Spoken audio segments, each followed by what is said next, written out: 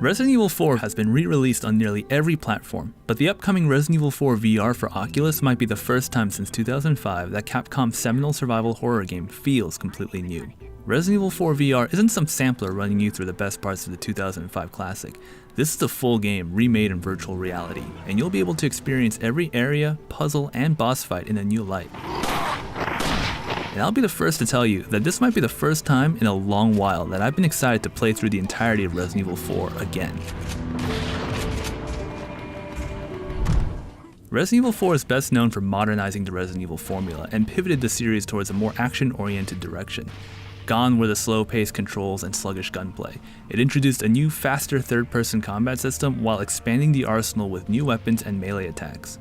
All of this translates well in virtual reality. If you've played a first-person shooter in VR, you'll know that if there's one genre VR excels at and potentially surpasses the console experience, it's a shooter. To this end, much of the original Resident Evil 4 experience has been remade to be interacted with. Weapons are a good example of this. All the tools a player needs will be somewhere on their person and can be grabbed as necessary. Need to pull out a gun? Grab it from your waist. Need to heal yourself? Your health items can be grabbed from your left shoulder. Pull out a knife? Holster on your chest. Reloading your weapon is done in real time as well. Your ammo is in a pouch on your left side, and you'll need to physically pull out ammo cartridges and load them into your weapon. The whole experience has a learning curve, but once you develop the muscle memory, it's almost second nature.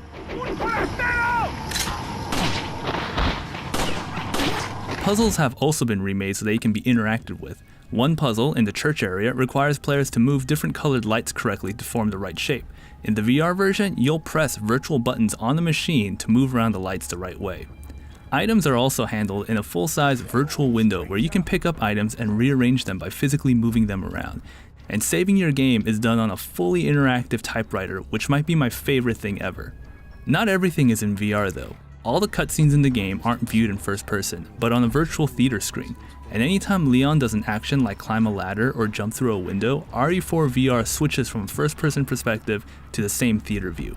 It's not a very elegant transition, but I understand why it was done. I doubt jumping and rolling out of a second-story window would be pleasant in VR.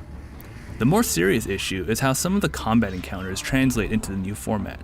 Resident Evil 4 was a much more action-oriented turn for the series, and that included adding a lot of intense mob encounters. On consoles and PC, this wasn't a problem, but in VR, the intensity and the difficulty of these encounters are substantially increased. Fighting a wave of enemies by pulling your weapons from holsters and reloading them in real time can be incredibly thrilling, but if you're partial to motion sickness, you'll likely be playing using the teleportation controls, and getting away from a mob with this kind of movement while physically managing your inventory is quite the challenge. Boss fights elicit a different reaction altogether. There's nothing quite like fighting El Gigante in virtual reality, staring up at his towering figure while shooting him with everything you have. Similarly, there's also nothing quite like seeing this entire gloomy world in VR. You can almost smell the rot and blood in the village, but there are also moments of serene beauty you can only experience for the first time in VR. If you've skipped every re-release of Resident Evil 4 because of the incremental changes made for each version, Resident Evil 4 VR is the most substantially different take on the game I've seen in a long while, and I'm eager to fully revisit this exhilarating nightmare when Resident Evil 4 VR is released this October. For more traditional shooters not in VR, check out our preview of Far Cry 6, and for everything else, keep it right here on IGN.